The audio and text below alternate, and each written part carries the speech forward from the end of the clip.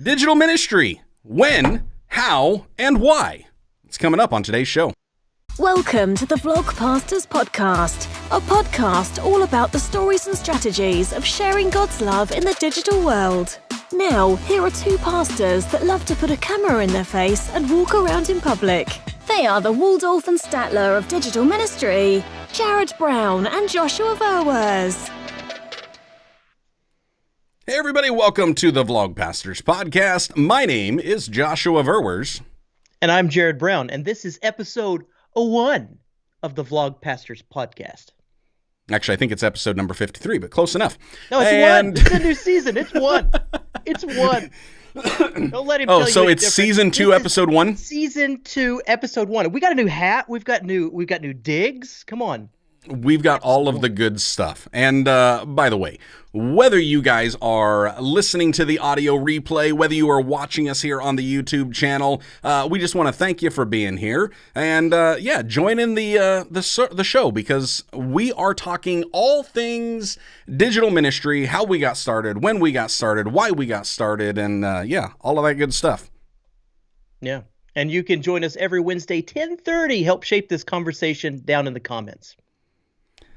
And speaking about the show and speaking about what we are doing, today's topic is actually about digital ministry. We got a few different comments that came in from Dustin Martin on Instagram. He was wanting to know how we figured out that we wanted to get into digital ministry, how we got started in digital ministry, and if we have any pointers for those that are getting started in digital ministry. So as you can see, that was a 1, 2, 3. We are preachers, so I guess we got a 3-part show for you here today. And in between that, for those that are joining us live stream, of course, that live stream crew, don't forget that you can add in, help shape this show by dropping any of your insights, observations, questions along the way. And after we tackle each topic, we're going to get to your comments, your questions. So how about we go ahead and hop straight into that. JARROD, what are your thoughts in that first question that Dustin gave us on how did you even figure out you wanted to get started in this thing that we call digital ministry? Yeah, man. So getting started in this whole thing, I'm going to go direct address, am I? Well, look at me, camera straight on. Yeah, no, just some of you guys have heard this story before, but for those of you who haven't, I'm a pastor. Josh is a pastor, Vlog Pastors Podcast. That's where you are right now. And I was ministering one night, and young adults were heavy on my heart at the time. There was a bunch of them who the Lord had drawn into our fellowship, and they were bringing some of their friends, and we were just getting after it. But what I noticed was whenever I would stand up to preach or to deliver the word or to just hang out with them, it was like a youth group. It was like they enjoyed the games or the food or the fellowship time, but whenever the word came along, they were heads down in something else on their phone, on this little deal right here. Now, little did I know that was a cultural thing that would stick around for a while. Hopefully not forever, but for a while. And I'd ask them, I'm like, what are you watching? What are you looking at? Is it just, Snapchat? Is this like nudes on Snapchat that you're getting into? Like this is worship time. But it wasn't. It was YouTube. Well, of course, it was pre-Snapchat. It was YouTube, and they would be there watching spiritual nuggets on YouTube. And I thought, once I got over the ego blow of it all, that they're watching things, testimonials, they're watching evangelism encounters, they're watching people get healed, they're watching all sorts of stuff. It's like, oh, well, number one, we need to bring that into this service right here. But number two, there's an audience out there who is hungry for Jesus. And man, Josh, that's what really kind of sparked the initial thing, was like, okay, there's an audience who's hungry for Jesus, and they're on YouTube. And I've seen, I was early on YouTube. The only times that I had ever used it was I was on a trip with Jessie. We're down in Mexico somewhere, and all the people had left YouTube open on the browsers. And I went to the little office area, had some time to kill, and I was going to check some email. And anyway, pulled up this YouTube thing, and on YouTube was Casey Neistat. Somebody had left the browser open for Casey Neistat.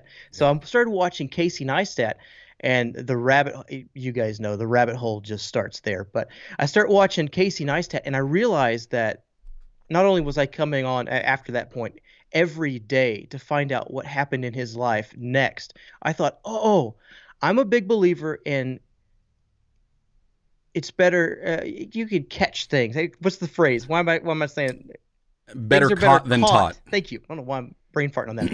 It's better caught than taught. Yeah. And if I could show my life to not necessarily those kids because those kids had their preferences or whatever, they're YouTubers that they watch, but an audience out there, I could show my life just chasing after Jesus, being inspired by him, living a life of faith.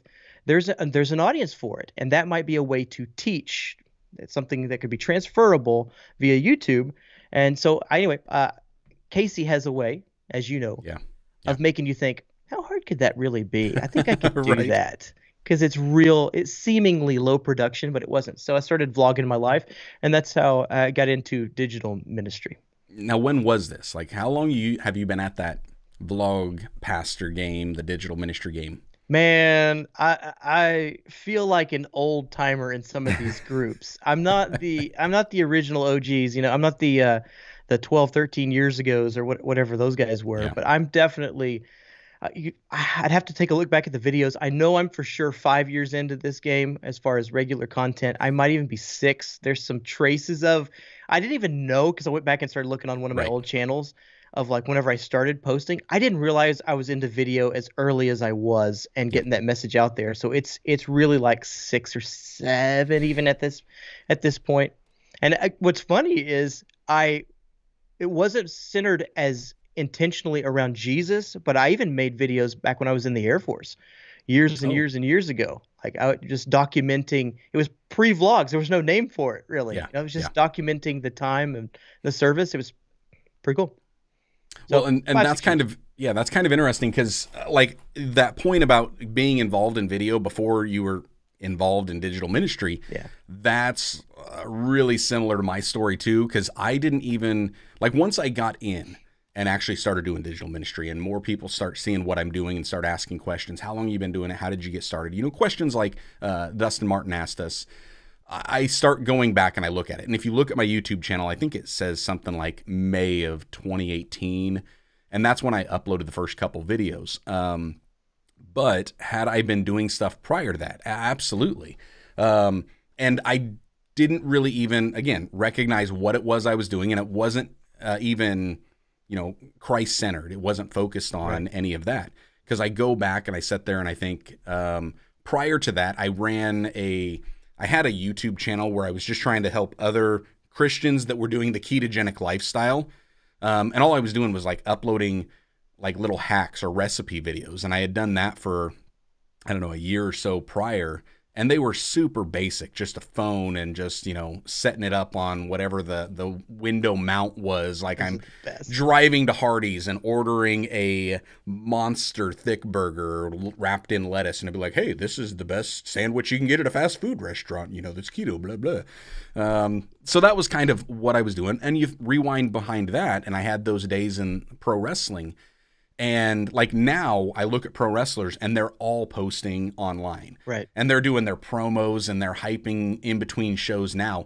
That was not the case back when I did it. Because you figure YouTube launched in 2005.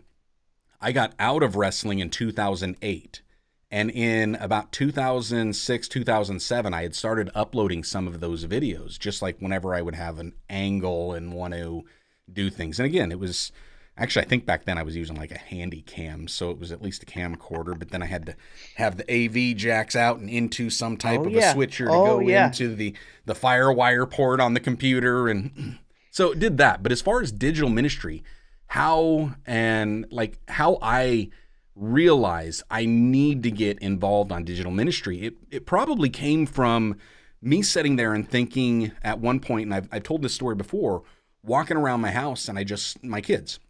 And it was like, hey, Logan, what are you doing? Oh, I'm just watching Dan TDM. Like, oh, okay. And then go in and I ask, the little girls, hey, what are you doing? Oh, we're watching J-House vlogs. Oh, okay. And then go ask my other daughter, what are you doing? Oh, I'm just watching, I don't know, like the Leroy's or LeBrant's or something. And so they're all just watching YouTubers, and all of my girls are watching vloggers. And I'm sitting there and I'm thinking about this, and it's like, wait, the simplest part of the Great Commission, like if I were to dumb it down and simplify it that I could teach a 5-year-old. What does the Great Commission mean? Go where people are at, share Jesus. Like that's the lowest common denominator I could get for the Great Commission. So me looking at my children thinking, where are they at? They're on YouTube. Mm-hmm. So if I want to share Jesus with people, if I want to share the Word of God, if I want to share my faith with people, I should be on YouTube. And that's kind of where it started to hit. But then I was able to, similar to you, like, what am I going to do? Well, all I saw from Christian YouTubers, and I even remember hearing it was a podcast. I want to think it was like the 200 Churches podcast. They had referenced that Christian vlogger. Mm-hmm. And so I walk over and I see, okay, this is vlogging, but it was what I consider talking head now. It was just kind of sitting here and talking and addressing. And to me, that's not vlogging. An argument can be made that is, and I'm fine with that. Go ahead and keep that if that's what you want. I think that vlogging is more Casey Neistat style.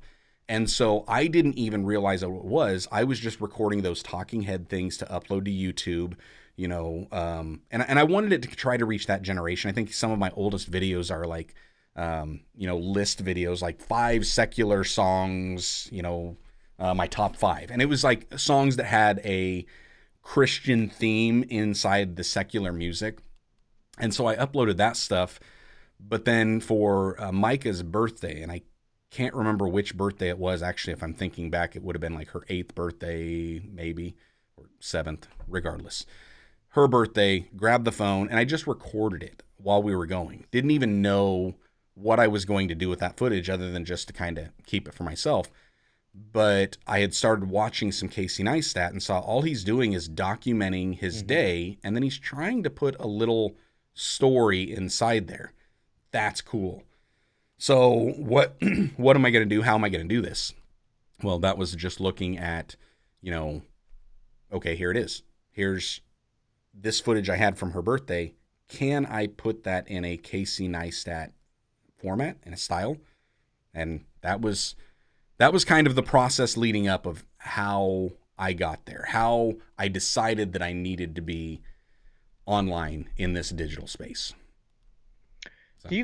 Isn't it interesting how I'm just listening to you call back and go through the process of it? But I was just thinking about the times, a couple years back, it was totally different times. And what was interesting to me specifically about the medium of YouTube was Vine was big prior to. Right. Remember? Yeah. So Vine was going on, and I thought, how are you supposed to, and people did it, don't get me wrong, but how are you supposed to share your faith? How are you supposed to have any conversation of substance? In 7 seconds? In 7 seconds or less. Now I now know because of TikTok that you're building something and it's a compilation. It's a part of a greater, But at the time I was thinking, why would you do that? And then YouTube came and Casey Neistat came, and I'm watching his videos and I'm like, oh, I don't know all of his life because he was very selective about what he did, even down to his kids. You don't ever see their faces. That's a thing. But you feel like you know somebody and they're able to at length discuss things. And the comments came back up. The comments like where they were sharing, or brands would reach out. And you could tell he was being influenced by people, and they were a part of that dialogue. And that was something that was truly interesting to me. What about that shaped you, man? Yeah, for me, I guess because I hadn't spent that much time even watching a lot of, like, all I did with YouTube, I don't remember Vine. I never paid attention to it. I mean, I know of it just because I've studied the video format and where it's gone, because I think that it's good to understand history, because history has a way of repeating itself. Mm-hmm. So I think maybe that's part of why me adopting the short vertical format with TikTok and Reels, that was kind of easy for me to jump on, because at least I had studied what Vine was and I kind of got it. I mean, Vine was all about memes. So like my most successful TikTok videos have been meme related. I mean, I want to say it's actually John that has shared the one where I did the Mary Did You Know, right. And the slap in the face. It's a meme. Like, right. That's all that is. And And so because of that, I think I was able to do it. But for me, for the most part, getting started on this, it wasn't, I didn't have any preconceived notions because I didn't watch a ton of it, of really anything online. And when I did, like when I was on YouTube, YouTube was all about showing me how to fix something on my car or around my house. Like that's all it was. It was a learning center, a resource center, which is probably why I first started out making those list videos or a how-to type of a video, even from a Christian perspective, because it felt kind of like that. But yeah, I don't know. I think that kind of summarizes where we're at on how we actually got started. I want to jump into some of the comments here because we got some Let's do it. Comments, and I had kind of asked, and again, just a reminder, if you're watching this live, if you're joining us live, we want to hear from you. We want you guys helping to shape this conversation. We want to get to you guys. You guys are part of the show, guys and gals, because we got some of them here as well. But I had just asked the same question for all of you that are in digital ministry. How did you figure out that you wanted to get into ministering online? Dean said, I don't necessarily think of my YouTube as a ministry.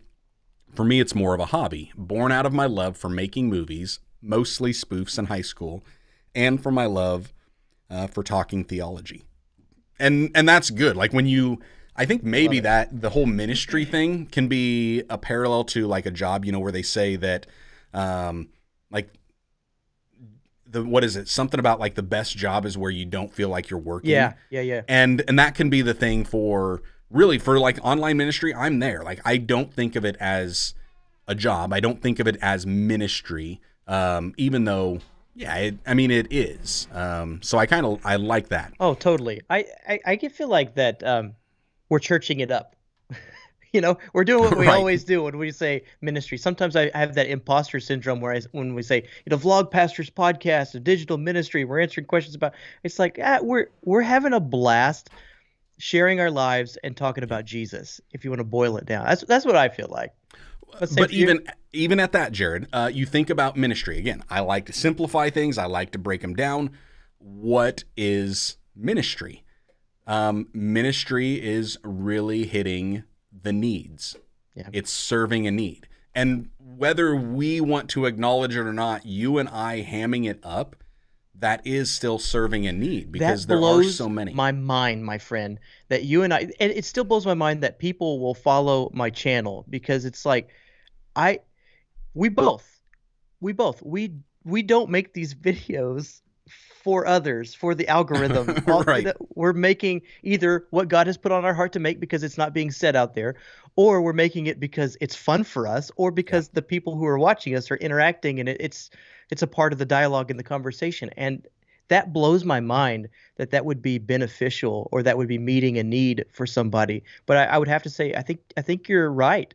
Having shut down, I'm going to be careful about this, but having taken a little bit of a step back, perhaps for the both of us in the last couple months where we're not quite as active, I'm sure on your side, nearly like a congregation, the people are saying, hello, where you at? Hey, I love you, but we kind of need some content coming out, because I was used to getting regularly inspired, fed, whatever you want to call it, on those occasions. Like, don't worry, I'll find it elsewhere. Just checking to make sure you're okay. But like, didn't we do the exact same thing when Casey wound up taking a hiatus? Yeah, he takes a do it, floating coffee hand. Floating coffee. He's better. He's better. Float him up. We got to put that. And for those that would just be listening to the audio of this, you have no idea what just happened, but there was a floating baby angel cherub of Jared that just flew by across our screen singing. You can check out the replay. Vlog Pastors YouTube channel. The best thing ever. But yeah, I get it. We do, even though we don't think of it as ministering, but sometimes ministry is so simple. Sometimes buying somebody a cup of coffee, not a plug, but sometimes buying people a cup of coffee is a way to minister to them. Sometimes it's just going up. Honestly, some of the best ministry that I have ever done is when I see somebody, you see a look on their face, and you just walk up and you give them a hug. Yep. Like it requires no theology. Yep. Not that that's bad. Theology is good. We definitely have to have an understanding, a knowledge of our God. But ministry, I think sometimes we just overcomplicate it. So back to what Dean was saying, he doesn't necessarily think of what he does as ministry.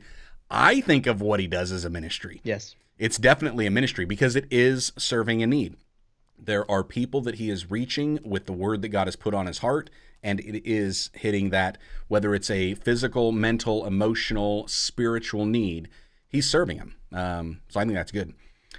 John was saying, my kids, I catch watching some stuff on YouTube, and they just seem to be fake and scripted. Keep telling them there are others to be watching and seeing actual real stories out there.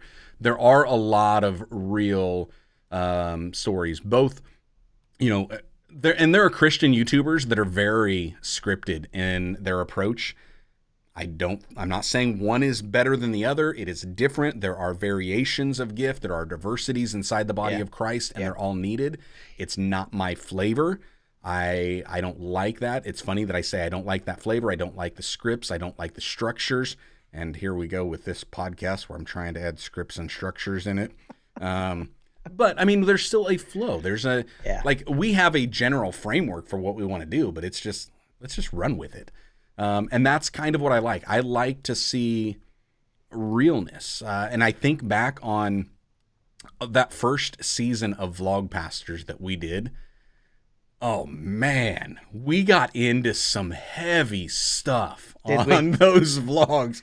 And it was like, for a moment there, I'm thinking, watching back on some of them, I'm like, were we angry with each other? We were just we were throwing out these difficult, pointed I don't think we subjects.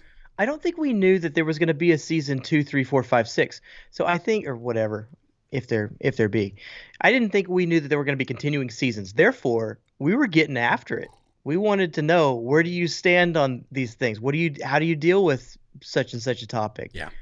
I remember, I don't remember what the questions were. I have to go back and watch the season, but I remember thinking, if I was going to ask another pastor in this situation something, what would it be? What would be something of value?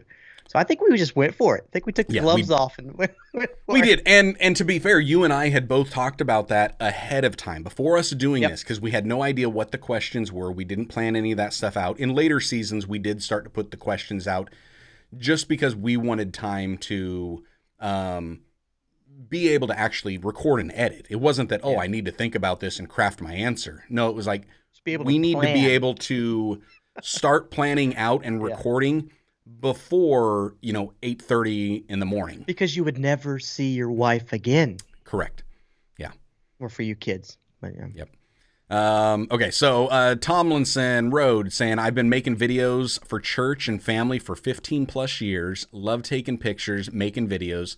Started watching Casey and was inspired to tell his story in my life. Yeah. And that's his with a capital H. He's for those listening, he's not referring to Casey Neistat's story. He's returning to our Father's story, Jesus' story. So that's one. I love that. Because being able to tell his story, because we all have a part in his story. And so for us to be able to add that in, I think it's important. Like, I don't know about you, Jared, but I love reading the Bible and hearing about some of those that you never hear about. Yeah. Like, when was the last time you heard a message taught on Shifra or Puah? Nope. It's like, so Shifra and Puah. Can't say as I've ever heard one on that. I love Shifra and Puah because those were the the maidservants for Moses, for the Pharaoh's daughter. And so I remember doing a message about that because I was fascinated that the Bible took time to mention them by name. And it's like, if they mention them by name, there's something to their story. What was it about them? And then just to try to extract, what does it mean? Like, what impact did they have? So we all have a story to tell. Oh, I see it this way, man. God's always telling his story. He's always revealing himself to mankind, at least for human history. He has deposited himself in such a way that we look upon it in the course of everybody's life and go, oh my gosh, there's the Lord, there's the Lord, there's the Lord. He is good. So he's doing that throughout, like you're saying, the little bitty nuggets of stories that are out there. But I think about it this way, in that in a timeline, different human beings have come onto the center stage of time, and they are testifying in their time frame of the goodness of God, the graciousness of God. And here we go, and it is now our time to, with whatever voice we have, magnify the name of Jesus. And what catches me, because it's a kind of a caveat to that, is you have someone like Enoch, Yeah. who walked with God and then he was not. And then he was not. Yep. Could we have some more? Like Home Skillet walked with the Lord and then it was not. Then, like, he what was. the life?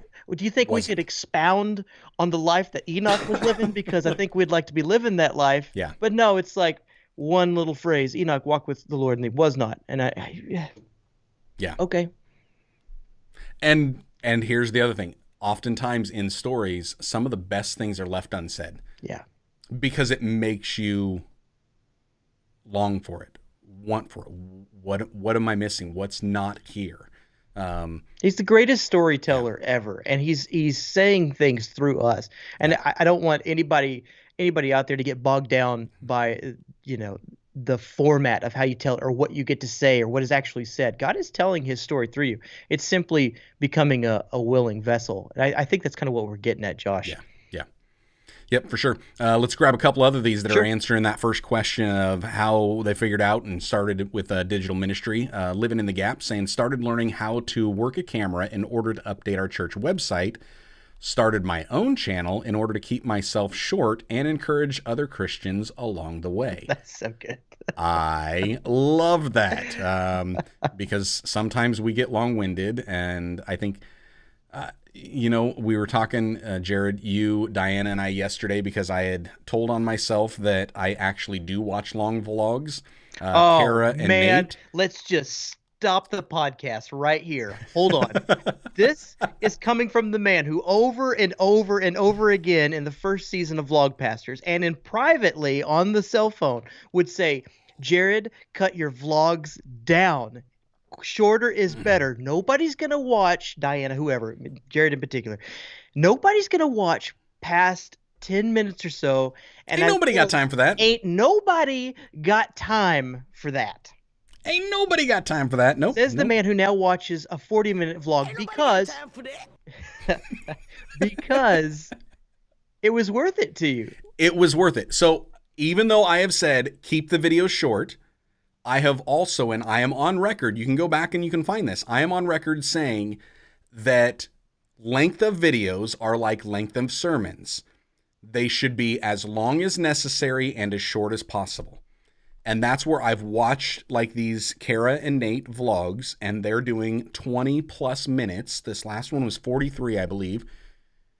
Everything that was in there needed to be in there. Like, I'm watching it, and I don't know as there is anything I would have cut because everything continued to tell the story. I mean, you figure like they had 2 videos, each of them about 30, 40 minutes in length, and that covered, I think, like a 7-day period. And so it's a 7-day journey where they're in Italy and they're going through these mountain ranges on bikes. And so to do that type of a journey, like, they're not on roads. They did Ragbri up here in Iowa, which is a bike ride across the state. They've done that. But this is different. Like, this is not on pavement. This is on gravel roads. This is going up elevation. I think they said something about the elevation is like the equivalence of 2/3 the way up Mount Everest. And so it's like, that's a journey. That's a struggle. And they're in a place where they don't know where they're staying at any given point in time. So there's all these tensions. There's all of this journey that they had to add in there. Because of that, the way they told it, the way they paced it, speed up, slow down, I think it needed to be that long. For most of our videos, I think anything above about 8 minutes is way too long. And that's just because I think that they are better at telling stories than we are. You cut me to the heart. Sorry. We aren't friends anymore. Does anybody need a friend out there? Because I do. Anywho. Vlog so I think pastor. that was, yeah. singular. Yep. Moving forward. John did say that he gives us credit. He's tried to make plenty of vlogs, and frustration sets in with something not working, and he winds up scrapping it. Oh, my friend. Yeah, my vlog that was supposed to come out last week, and has still not come out. Hopefully tomorrow, maybe later today. Depends on how long this runs. Yeah, that was just, the entire thing was out of focus. And I deleted everything, and then right after that, Diana said to go back and watch Vlogpaster Season 2, and you had one of yours that I watched. The whole thing. The whole thing was out of focus, and I was like, man, I remember telling Jared to go ahead and just post it anyways. Yeah. I probably should have. Hers, okay, so Diana's the other day she had her active stabilization turned on, and the whole thing's going wobble, wobble, wobble, wobble. It was bad. The warp on that. Sick. I got sick on that. But at the same time, like, the story was there. It was good. Yep. Loved it. I had to, like, pause for a second, get my bearings, play, get back in there. But, like, it's good. Yeah. Like you said, the story was there. Story's king. Yep. One more here, quick. Pastor Jeffrey calling. My pastor friend and I have a podcast. We are doing it to have fun, talk, pray with the viewers, etc. We love doing the podcast. Yep. Yeah. It's just, it's good. There's good stuff here. Hey, we'll get into this. I'll tell you what won me over to podcast real quick before we head out. Yep. Was watching you, actually, Joshua, holding down a podcast by yourself. I mean, everybody sees the Joe Rogans and that type of stuff. And yeah, those are cool in their own right. But to actually hop on one, you were faithful in meeting with what I knew to be family members and friends and members of the church for a long time before there was an audience at all. You were just faithfully praying with them, ministering to them, talking about topics. And I thought, he doesn't know it, because I was the silent party who would pop on and just kind of, lurk in the background and watch a little bit. Was that when I was doing the Read the Bible with me? I think you were reading. It was before Read the Bible. There was something you did before Read the Bible. It was early days. You just hopped on, went live, and held down for it. Just the live streams. Just the live streams. Yeah. And I would lurk in the background and watch, and I thought, he has no idea the value that he's bringing to the table. So right. And I think that's with all of us, though. We don't know the value that we're actually bringing. And some of that, it requires, comments for us to get it. And that's not me soliciting comments from you guys, but it does require comments. We don't know the reach that we've got. We don't know the impact we're making unless somebody says it. Same thing at church. When we're preaching at church, it's like, I don't know if that message landed unless I see a grimace on somebody's face while I'm preaching, or if they tell me after the message. You just don't know. So, anyway. Hey, Dustin had another comment here. Dustin Martin on Instagram. He was second part of this. He was wanting to know how we actually got started. And I know we've talked some about that when we were talking about like why or the how we got started. But what did it actually take? Once we realized we want to do this, we need to go on, we need to start sharing his story online. What were we actually doing? Like, what did it take? And Jared is giving an illustration. He is showing rather than telling right now. But for those that are only listening, Jared, wait. At the time, rotating, you're not going to believe this, but back in the day, I'm going to remind you guys of a day. We had no idea how to use these things, we being me. And so I wanted to post to YouTube. He's holding up his cell phone, by the way. There was no such thing as Instagram, Facebook, but nobody knew which way it needed to be oriented. There was some debate on that. There still is. I get it, because we have vertical format now, but there were bars on either side. So in those days, and it's still true today, all you need is the desire to do so and the willingness to put yourself out there. That's as I tell my congregation, that's the dessert first. If you have a call upon your life, which Dustin believes that he does as well, he simply needs to be obedient and hitting publish, putting himself out there, doing what God's told him to do, and hitting publish. But it could be as simple as grabbing the cell phone in those days, learning to turn it sideways, and recording yourself.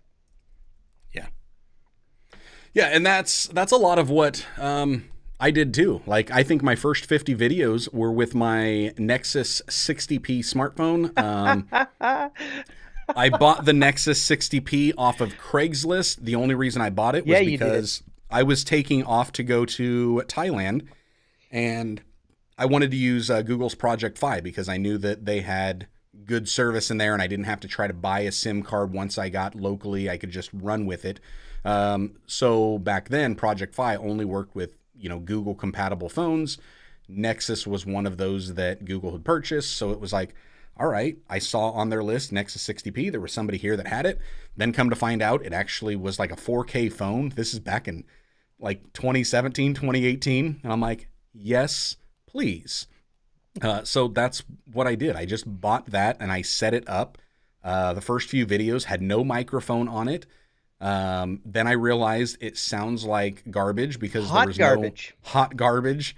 So all I did at that point is I went to Best Buy and I looked for a microphone for a cell phone. And I found a cheap one. It was like the Insignia brand or something like that plugged in and then it like swiveled. So that's all I did. And if I was using the front-facing camera, which was most of it at the time, I would just turn and rotate the microphone pointing at me. And then I realized, it's actually better quality if you use the rear-facing cameras. So then I started flipping it over and I just rotated the mic the other way. Yep. And then, of course, how do you frame that? Well, that was fun when I was recording them in the car. I actually used my rear view mirror and rubber bands. So I would hold it up and make sure it was framed, and then I would rubber band the camera to the rear view mirror, so at least it acted as a stabilization. Oh, yeah, man. Yeah. Those were early days, janky days, where you didn't realize that you'd have an incoming call and you needed to put your phone on airplane mode. So I would record an entire video and there would be cell phone or text messages and phone calls coming in, and the text messages would go in the audio. And so whenever I go to produce it, some of my early videos, I'll be sitting there recording something and you would just hear beep, beep, beep, beep, beep, beep, beep. I still forget to turn my phone off. I still forget to put it in airplane mode. I just ignore it. And all of a sudden I'm recording, and then all of a sudden you get my Minnesota Vikings, Gallarhorn. Yep. That goes off, and I'm like, take two, and then record exactly what I was just saying again.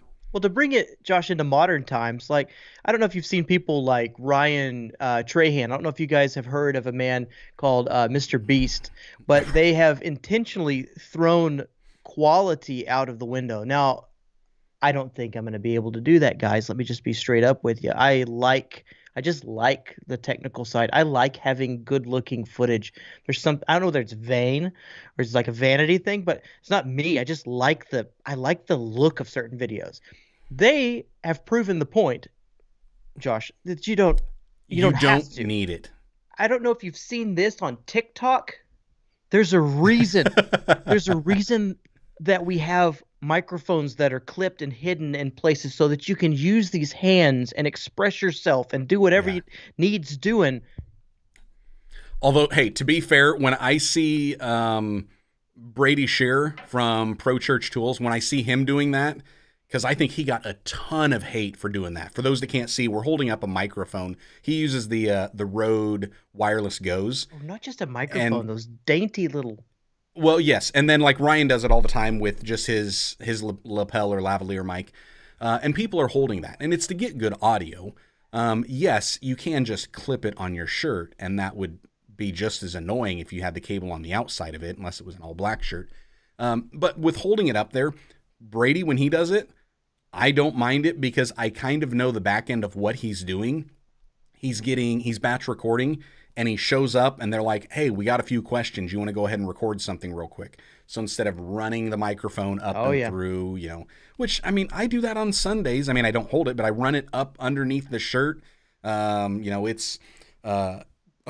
just reminds me. I forgot I ran out of toupee tape this Sunday at church. I had to use some like Gorilla tape to pull some chest hair off. It was not fun.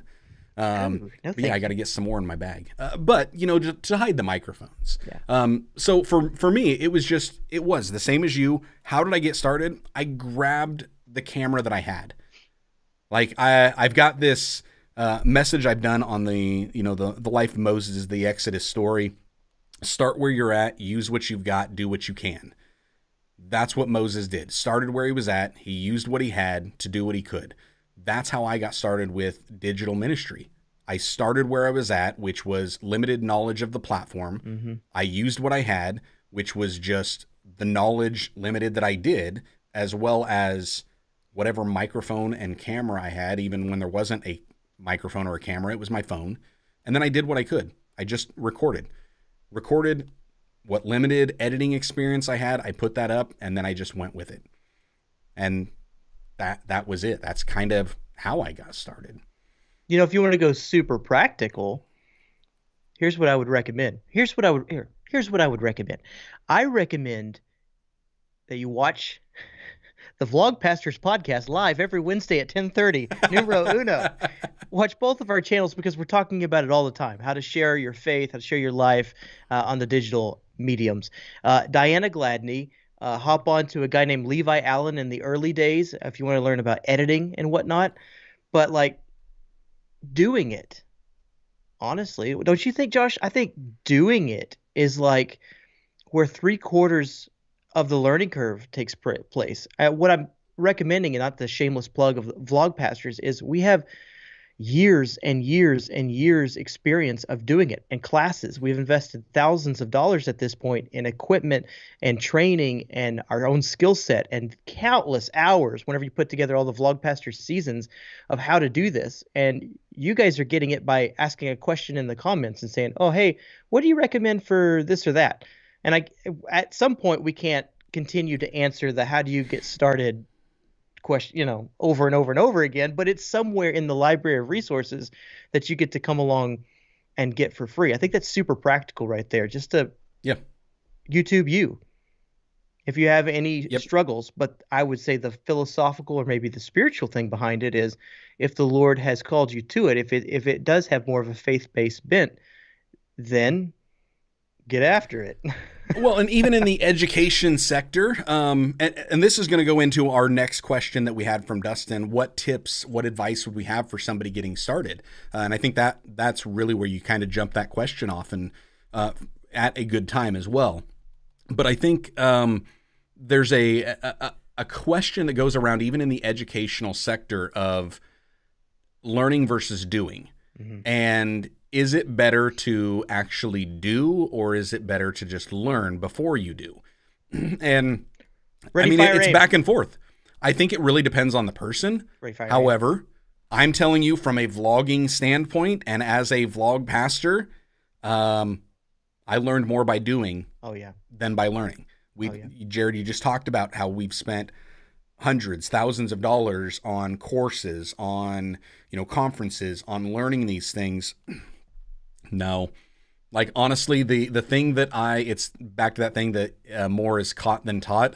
I probably caught more from watching Casey Neistat's vlogs than any course actually taught me. Yep.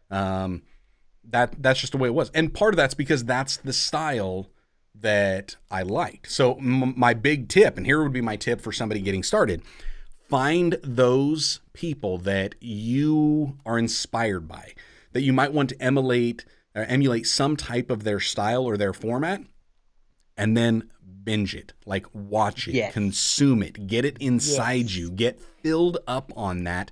And once you have watched enough of that, all of a sudden, what's on the inside starts to flow out on the outside, and you can't help but to have that inspiration where you do start to, imitate it. I've watched every single one of Casey Neistat's vlogs, every single one of them at least once, most of them at least twice, many of them multiple times, because it's just, what did he do there? How did he do that? And I still don't do it. Like there's still things that he does that I don't do, and I see other people do it. Diana just dropped a vlog the other day, and I'm like, man, that's more Casey than I've ever been Casey. And I'm like, how did she do that? I just made a video about that. I'm like, what did she just do that I don't know how to do? And I was like, and I'll tell you in my vlog. Okay, well, I'm going to have to watch it because I don't know. And it's like, I've even taken Casey Neistat's course and I'm still missing something. Yeah. And I was like, man, I'm going to have to go back and take that course again, or maybe I'm just going to have to watch more. It's little things, but part of it is learning by doing. And even Diana had said that, when I was telling her, hey, your vlog was too short. I wanted more. That led to the conversation of, give me a 40-minute vlog if it's like this.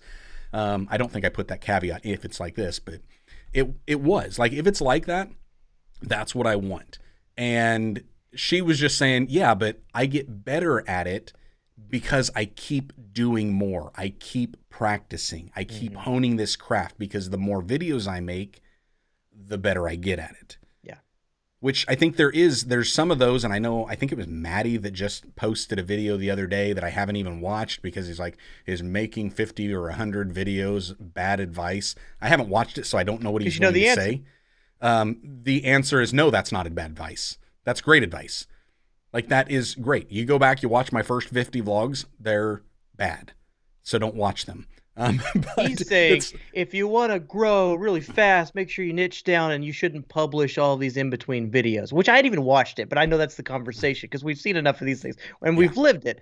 We know that the putting in the practice and the grind, you're going to get so much more out of the school of hard knocks than you will sitting in on somebody's lecture. Correct. And you brought up something that's interesting that I might add to. You said in reviewing Diana's or reviewing somebody else's footage, you're inspired. So not only, number one, I'll say you're going to continue to be inspired by people. Like, you're gonna notice that for me right now, that series, the Penny series from Ryan Trahan, a lot of my future vlogs will look a lot like his stuff. I'm going to, we say, be inspired. I'm going to thieve. I'm going to copyright. I'm going to grab. I'm going to beg, borrow, and steal some of those ideas that he had, because they were good. They helped tell the story. And there's something that God has put inside of my life that I need to communicate, and those tools and resources would be valuable. So a lot of my stuff is going to kind of mirror some of that. And part two, I have friends. I would highly recommend friends, because you said it was talking with Diana, and she was telling me about her back end and why we do some of the vlog. Find other, when you say friends, a group of folks who have similar interest in this field, and talk, open up. I mean, I even see that with value. Even my preaching style, my early preaching style. I went back and I did this a while back, because somebody was asking me, like, what preachers do you listen to? And I listen to fewer preachers now than I used to. But when I sit there and I think back, I was looking back on when I first got into ministry, and those that I was listening to, my preaching style was very similar. There was a lot of overlaps in what they were doing. And then as the people that were influencing and speaking into my life, and I was listening to through their ministering, their preaching, their teaching, their even just some of their mentorship, as that started to switch, so did my style. And then even now, it has shifted even more. Like, I did a video, what was it, last year, about how to preach like Jesus and Gary Vee. I remember that one. It's like, I mean, those are, like, there are things in there that who you're listening to and who you're surrounding yourself with, that does rub off on you. And so that's something that it's a great little nugget, great tip that you've got there. Listen, on this very subject, young Joshua Verwers, you are incredible with titles and thumbnails. I have no idea how. So I don't either, obviously. Otherwise, I would have unlocked it by now. Mm-hmm. So that's why we need friends, because I would have titled, I've made something similar, and I think it's like the 3 Ps of preaching or something. Like, nobody's clicking on that video, but they're going to click on how to preach like Jesus and Gary Vee. Yeah. Well, and part of that is up there. Yeah, part of that is clickbait. Because it's like, if your audience is a Christian audience, like, hey, I'm gonna preach like Gary Vee today. People, like, the first thing they think of, if they even know who Gary Vee is they're like, you're gonna start cursing from the pulpit. At least that's my first thought. Have you noticed that clickbait is a waning issue? Like, everybody just kind of expects it. It's like, we used to go, should you or shouldn't you? Now it's like, no, everybody does it. There's some element of clickbait in order to entice. Correct. It's because people started doing clickbait the right way. And YouTube's algorithm, I think, got better at those who were abusing the clickbait. I think their videos were getting reported. And so YouTube's algorithm has done a better job at suppressing those channels so that they don't get seen. It's like, if you're not going to deliver on what it was, there's a problem. And so clickbait, there's a good clickbait, there's a bad clickbait. I mean, for those that have ever done any type of hunting or fishing, you know what bait is. Like, bait is used to draw them in. Now, me, having done fishing, Hey, my fishing in the past was always done in a pond, and I can tell you when you're trying to catch some cat, it was a worm that was so much better than any of that rubber stuff. And I'm going to let them eat the worm. They can have that night crawler. Go ahead and have it because I'm going to have you. Mm-hmm. I'm going to give you exactly what you thought you were getting, but now I've hooked you, and now you're mine. And so with a thumbnail, it's like put something out there that is maybe exaggerated a little bit, maybe is overemphasized, that is almost shocking that you would see something like that. And then all of a sudden it's like even go to Ryan Trahan's. Those are clickbait videos. Oh, yeah. You know, you wind up seeing like 1 penny and then it's like to $1,000. It's like, what? Like, no, that's hard to believe. But now I'm going to click on it because I want to see if he can actually do it. And then he delivers. And because he delivers, it's like, okay, you got me. I'm okay with the hook being in my mouth. I'm all right. What's funny about this to me, Josh, is that like we're holding back. We could have another 2-hour conversation about this. And just to the point of like better caught than taught and kind of working the grind and having friends, like all of that combined.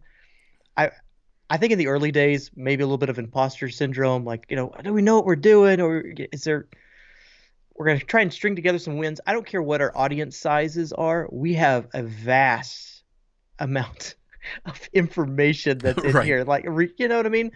It is incredible because we could sit here and we could chat about this for 2+ hours, or we could go out there and put it into practice and have some fun. Yep, absolutely. Hey, as we get ready to wrap up, I want to get to some of the comments that you guys had in here on this final question. I had asked, what tips would you have for somebody started or getting started in digital ministry? Ooh, let's read them up. John Hayes saying, I think that Omar on Think Media shows a cold shoe mount mirror to be able to see the screen.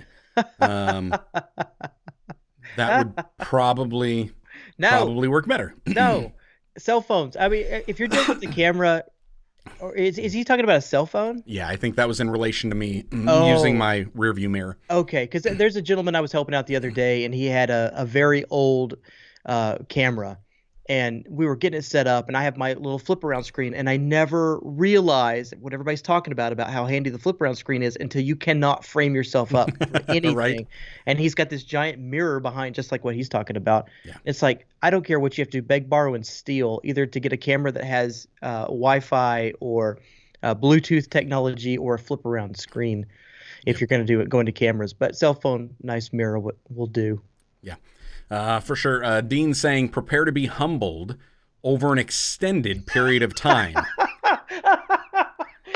oh, Dean. I can't even wait for the rest of it. He says, after a year, I had 60 subs. That's a pro. But consistency wins out, ... eventually, ... as you learn and adapt. Dean, you have arrived in my mind. Yes, sir. Yeah. Yes, sir.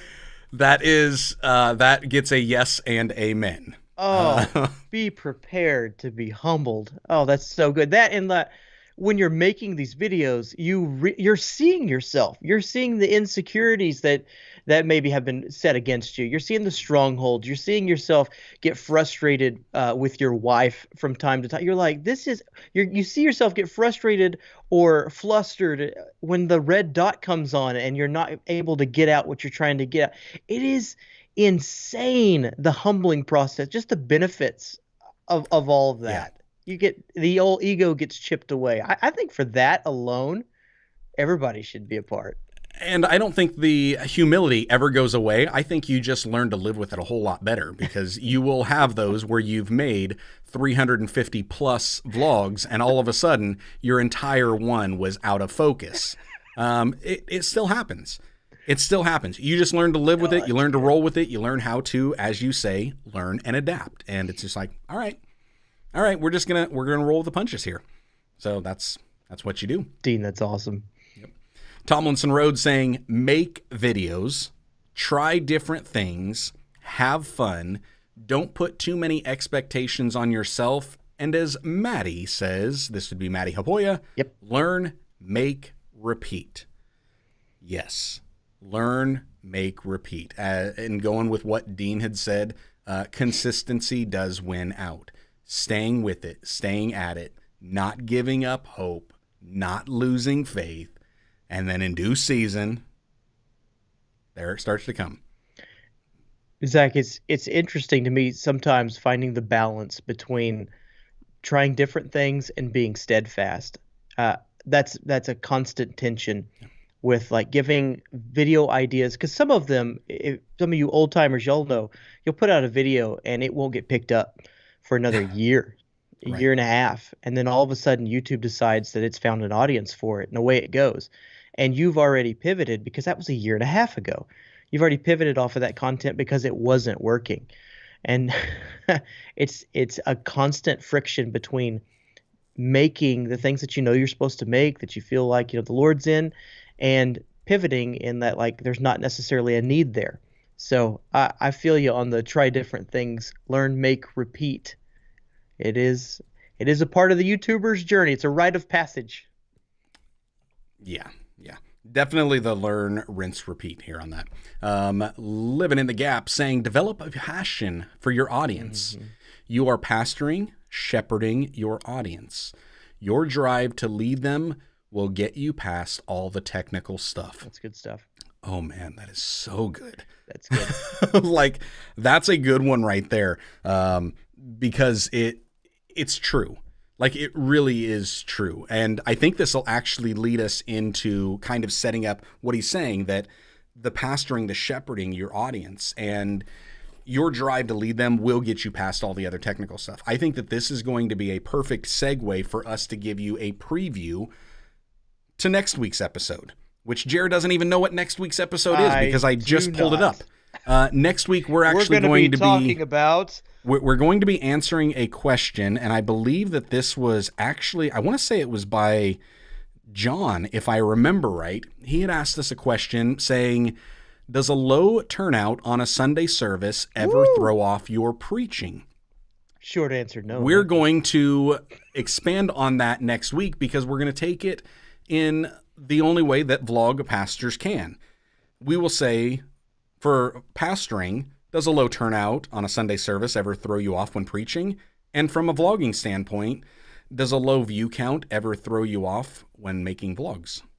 And I think that's a great topic for us to be able to tackle next week. So, oh yeah, absolutely. Thank you, Aaron, at Living in the Gap, for kind of bringing that one back to my mind. As soon as I looked at that, I grabbed my phone. I was like, wait a second. We had a question here. Yeah. We had something that would fit perfectly on that. So, so that'll be good. And then also, just to remind you guys, for those that are here listening live, for those that are listening to the replay, for those that are listening to the audio version on your favorite podcasting app, whether that be Apple or Spotify or Google Podcast or whatever, make sure if you're enjoying this stuff that you let us know. You give us a like, you leave a comment, share it with others if you found it super helpful. Jeff in the comments is saying, thank you for this. I enjoy myself. You guys are the best, and I can't wait for next week. So, yes, absolutely. Let us know. And if you did find value in this, make sure to share it with others. Also, for those that are joining us live and for those that are even listening to the replay, if you want to help shape the path or shape the shows for future episodes here and apparently season 2 of the Vlogmasters podcast. This is episode 1. You can, by just leaving us a comment either here on the YouTube channel, or you can catch us over on our social platforms. Jared is on Instagram at Jared Jesse. And I am on Instagram and the Twitters and pretty much everywhere at Joshua Verwers. You can find us. Also, we've got links to our socials in the show notes or in the description below. I think that's all I got for you guys. We don't have any fancy outro. Jared, what do you want to say? You're supposed to say, stay blessed, enjoy God's best, and have a good day. Sounds good to me, what he said. Have a good one, guys.